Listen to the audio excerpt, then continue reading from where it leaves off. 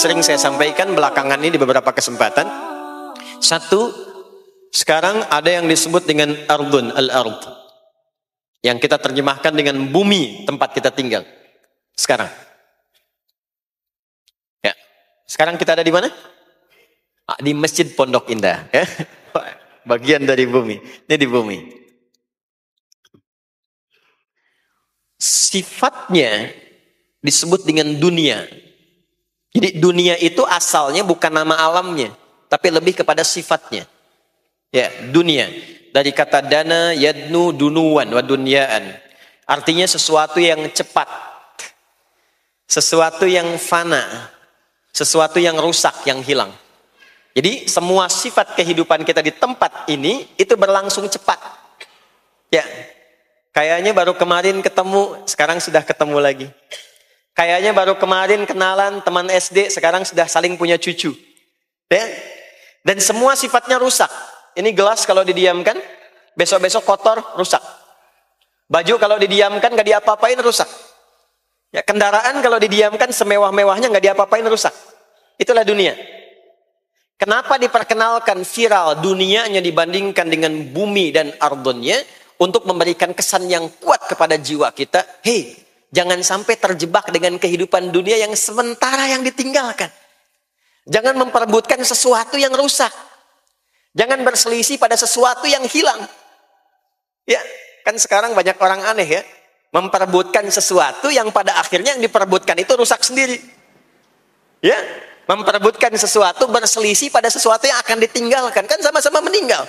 Untuk apa memperselisihkan sesuatu yang akan ditinggalkan? Kok bisa berantem, berselisih, saling mencela pada sesuatu yang sama-sama akan ditinggalkan? Itulah kenapa sering dipopulerkan dengan nama dunia. Dunia. Ingat ya, kita tinggal di dunia ini. Maksudnya apa? Hei, hidupmu sementara. Hei, terkadang kita lupa bahwa itu akan berlangsung dengan cepat. Saat nanti meninggalkan tempat itu, ada tempat lain yang akan kita kunjungi. Setelah dunia apa? Belum ke akhirat. Ada waiting room dulu. Nah, sini ada waiting room. Tempat nunggu sementara sebelum nanti ke alam yang ketiga. Namanya disebut dengan kubur. Afala ya'lamu idza bu'thira ma fil kubur. Surah apa itu? Surah Al-Adiyat, surah ke-100 di ayat yang ke-9. Namanya kubur. Sifatnya disebut dengan barzakh. Ya, alamnya barzakh. Bainahuma barzakhul la yabghiyan. Barzakh itu pemisah. Bukan alam yang sesungguhnya berkehidupan, bukan. Sementara aja pemisah dari alam yang lain. Jadi sekat yang tak nampak sekatnya, tapi memisahkan dua yang berbeda, itu disebut barzakh. Bapak Ibu, kalau kita pernah lihat di lautan, atau orang diving, menyelam ke laut, atau kita lihat misalnya suka ada program di YouTube ya, tentang lautan itu. Kan air yang tembus ke laut itu, dari mana-mana kan, dari sungai menyatu. Pernah lihat? Ada bagian lautan tertentu yang nggak nyambung tuh arusnya antara kanan dengan kirinya. Ikan yang di sini nggak bisa tembus ke sini. Begitu ke sini balik lagi, sini balik lagi. Nah itu barzakh namanya. Barzakh pemisahnya. Nggak kelihatan, tapi memisahkan dua bagian yang tidak menyatu. Bainahuma barzakhul la yabghiyan. Alam ini kenapa disebut barzakh? Karena dia memisahkan antara kehidupan di bumi dengan sifat dunia, dengan kehidupan di alam yang ketiga namanya akhirat. Akhirat. Kalau sudah ada taknya, ada akhir, ada akhirat. Kalau sudah ada taknya di ujung, itu artinya ujung sesuatu yang gak ada awal lagi setelah itu. Ya sudah berakhir di situ. Ya. Jadi kalau di sini meninggal, masuk ke sini. Di sini selesai, ke sini ke akhirat. Tapi kalau di akhirat ini ujungnya gak ada meninggal lagi. Ya, gak ada wafat lagi, gak ada meninggal lagi. Jadi nggak usah update status kalau di sini, statusnya akan abadi. Kalau di sini masih berpindah-pindah, ya mau status apapun dunia akan ditinggalkan. Begitu selesai pindah ke sini. Di sini mulai sama. Yang pejabat, yang pengusaha, pebisnis, ya, yang diplomat, yang macam-macam sampai ke sini mulai sama. Almarhum. Nanti bedanya dihisab, begitu sampai sini statusnya akan diraih sesuai dengan amalan yang ada di sini. Nah, mohon izin, mohon maaf, kalau di sini Yang semua kita kerjakan, aktivitas kita disebut dengan amal, pekerjaan kita yang melahirkan bekal itu, ya. Maka tuntutannya cuma satu, amal saleh. Pastikan semua amal perbuatan yang kita kerjakan soleh. Soleh itu artinya dipandang baik oleh Allah. Singkatnya begitu. Kalau makan dengan cara yang soleh, yang Allah senangi. Minum yang soleh. Berpakaian yang soleh. Bekerja yang soleh. Maksudnya kalau Anda cari pekerjaan, cari yang dibenarkan oleh Allah. Jangan bekerja dengan korupsi. Jangan bekerja dengan cara menyogok. Jangan bekerja dengan mempopulerkan riba misalnya. Kalau makan yang saleh, jangan makan yang haram. Jangan makan hasil dari pencurian. Itu namanya saleh. Kalau kita kerjakan semua aktivitas kita, pekerjaan semuanya saleh, maka tadi dia akan punya nilai. Nilai itu yang disebut dengan hasanah. Ya? Hasanah ini punya poin. Poinnya yang disebut dengan ajrun. Yang kita kenal dengan pahala. Yang tadi saya terangkan. Nah ini hasanah, ajrun. Hasanah ini yang ikut ke alam kubur nanti. Yang ininya tidak amalnya. Contoh, gampangnya begini. Saya tunjukkan. Ini ada minuman.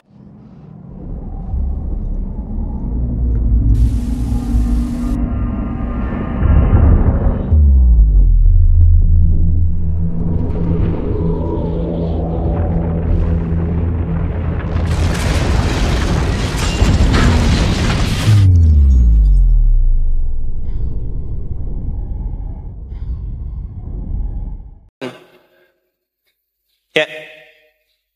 Minum itu kan aktivitas standar, amal standar untuk menghilangkan haus.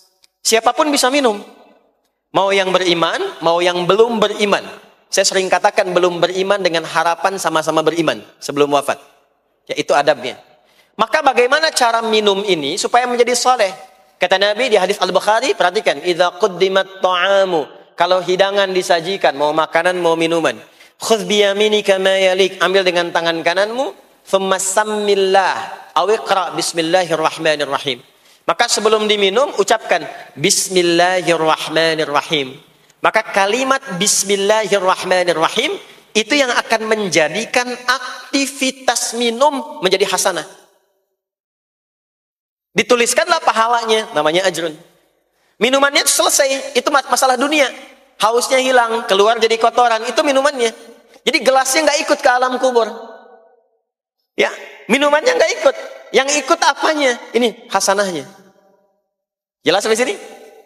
Karena itu, semua aktivitas yang kita kerjakan dalam berkehidupan itu pasti ada pedoman dalam Al-Quran dan hadis detailnya untuk membimbing semua aktivitas kita menjadi soleh. Pedoman itulah yang sering kita kenal dengan nama doa namanya. Nah. Silahkan Bapak Ibu cek. Tidak ada satupun di dalam Islam aktivitas yang dikerjakan kecuali bersanding dengan doa di dalamnya. Coba cek ya. Bangun tidur sudah ada doanya? Sudah. Makan ada doanya? Berpakaian ada doanya? Dan kalau kita mau jujur, itu semua aktivitas doanya nggak sama. Bangun tidur dengan mau tidur sama nggak doanya? Bahkan urusan ke masjid nih, masuk masjid ada doanya nggak? Kakinya diatur kan? Kanan. Keluar masjid ada doanya? Doa masuk dengan keluar sama nggak? Tidak. Ada yang mau ke toilet ya, masuk toilet, kakinya diatur nggak? Kaki apa masuknya? Kiri. Keluar? Ada doanya nggak? Nah, perkara ke toilet pun bisa jadi amal soleh. Karena semua yang dikerjakan dalam Islam itu bernilai. Allah itu ingin mendidik kita, jangan sampai melakukan sesuatu yang tidak ada manfaatnya. Dan kalau sudah ada manfaat, jangan tanggung. Jangan hanya jadikan kegiatan itu terbatas pada satu alam saja. Dunia dapat, tapi alam kubur gak dapat. Dunia dapat, tapi akhirat gak punya bekal. Gimana nanti pulang ke akhiratnya? Ya? Saya mau tanya sebentar. Maaf ya. Kita yakin gak bahwa kita akan meninggal? Saya ulang. Yakin gak akan meninggal? Baik. Sekarang pertanyaannya. Kalau sekiranya meninggal, pindah alam atau tidak? Pindah kan? Makanya diumumkan di Masjid Raya Pondok Indah, Inna lillahi wa inna ilaihi rajiun. Telah meninggal dunia, telah meninggalkan dunia. Artinya keluar dari sini. Sekarang kita pakai hukum dunia sebentar. Biasanya begini, kalau orang pindah tempat, walaupun ada di satu alam, itu pasti butuh bekal. Dan kadang bekalnya nggak sama. Contoh, nanti Ramadan, setelah itu masuk Idul Fitri. Biasanya ada mudik ya. Mungkin nggak mudik kalau nggak ada bekal. Saya sering perhatikan setiap tahun, orang itu mau mudik kalau ada bekalnya. Masya Allah, cuman motornya bebek, ya. Tapi kan bekalnya ada yang singa, ada yang sapi, ya.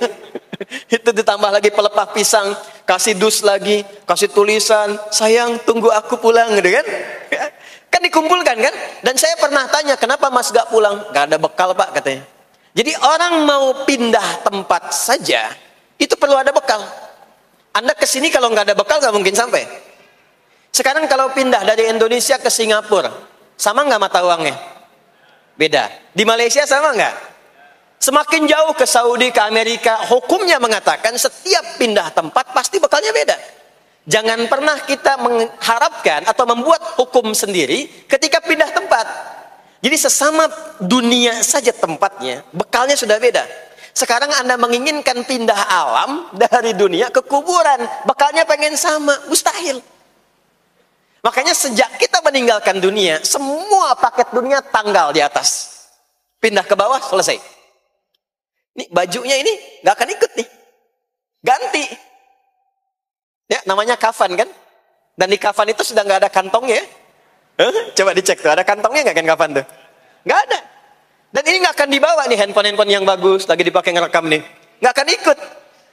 Ah, saya mau dipakai aja, ntar kalau malaikat nanya, man buka. Nih, sudah pernah ikut kajian. Rombongan Ustaz Adi. Ya, beda, ini beda alam. Maka yang ikut apanya? Yang ikut tuh hasanahnya, value-nya, nilai kebaikannya. Ini yang kita yakini, ini yang kita imani. Jadi mumpung masih ada kehidupan, perbanyak. Kalau dulu sadar banyak yang salah, sekarang sisanya ganti dengan yang soleh. Kalau sudah diperlihatkan, sekarang kan banyak yang viral, di YouTube dilihat, didengar oleh telinga kita, disimak oleh kita, orang meninggal sedang sholat, orang meninggal setelah menjadi pemulung kebaikan, orang meninggal dalam keadaan baca Quran, diperlihatkan di mata kita. Kok bisa buka YouTube yang keluar di beranda itu? Itu kan hidayah. Jadi kalau sudah ditampakkan di depan mata, ya, didengar oleh kita, terlihat langsung, maka yang disadari salah yang dulu ganti dengan yang soleh sekarang. Kalau tidak kita lakukan, maka rugi kita saat pulang. Ini yang dimaksud surah ke-103. Wal asr. Innal insana lafi khusr. Illa alladhina amanu wa amilus salihat. Amal saleh. Nah, ini nanti yang dibawa pulang ke sini. Ya, sini.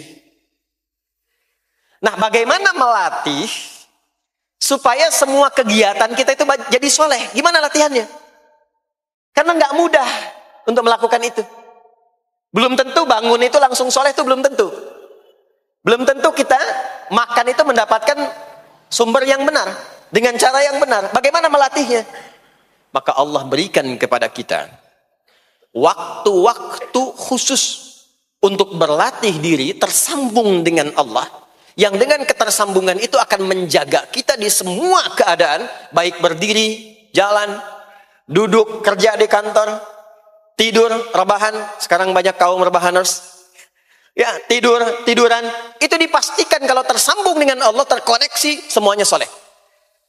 Karena kalau ingat, ya saya duduk ingat Allah. Kalau ingat, di pekerjaan ingat Allah, mustahil kita bisa menuliskan sesuatu yang Allah tidak sukai. Tambahin nolnya. Ya, bikin paraf, tanda tangan pada proyek yang tidak benar. Mustahil, karena ketika sedang tanda tangan ingat Allah. Ya. Nah, dalam bahasa Arab, sesuatu yang tersambung dengan kuat, sehingga selalu menempel dan sulit terpisahkan, itu bahasa Arabnya disebut dengan silah. Dari wasala yasilu silah. Ibadah yang melatih kita untuk terus tersambung sehingga ingat pada Allah di setiap keadaan, yang dengan ingat itu menjadikan otomatis amal perbuatan kita ingin dipastikan diridhoi dan disukai oleh Allah, sehingga berubah menjadi soleh. Ibadah yang melatih kita untuk mendapatkan itu disebut dengan sholat namanya. Sholat. Makanya sholat disebut sholat bukan hanya mengandung unsur doa, tapi latihan yang Allah berikan kepada kita untuk mengoneksikan diri kita sehingga dalam semua kegiatan kita ingat Allah.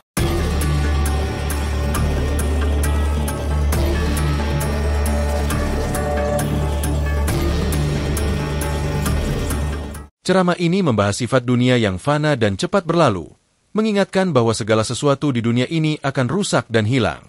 Ustadz Adi Hidayat menjelaskan bahwa dunia bukan hanya tempat tinggal, tetapi menggambarkan sifat kehidupan yang sementara dan penuh ketidakkekalan. Beliau mengajak kita untuk tidak terjebak dalam memperebutkan hal-hal duniawi yang pada akhirnya akan ditinggalkan. Segala perselisihan atas sesuatu yang fana seharusnya dihindari, karena kita semua akan meninggalkan dunia menuju kehidupan berikutnya. Setelah kehidupan dunia, terdapat alam kubur sebagai tempat sementara sebelum menuju akhirat. Alam kubur adalah barzakh, yaitu pemisah antara dunia dan akhirat. Kehidupan akhirat bersifat kekal, tanpa kematian lagi, dan segala sesuatu di dunia, termasuk harta benda dan status, tidak akan ikut. Ustadz Adi Hidayat menekankan pentingnya amal saleh yang akan menjadi bekal menuju akhirat. Semua aktivitas duniawi, jika dilakukan dengan cara yang diridai Allah, dapat berubah menjadi amal saleh, seperti makan, minum, dan bekerja yang halal. Untuk menjaga diri agar selalu melakukan amal saleh, kita perlu melatih diri melalui ibadah, terutama salat. Salat adalah latihan untuk terus mengingat Allah dalam setiap aspek kehidupan, sehingga setiap aktivitas kita dapat dilakukan dengan cara yang sesuai dengan syariat.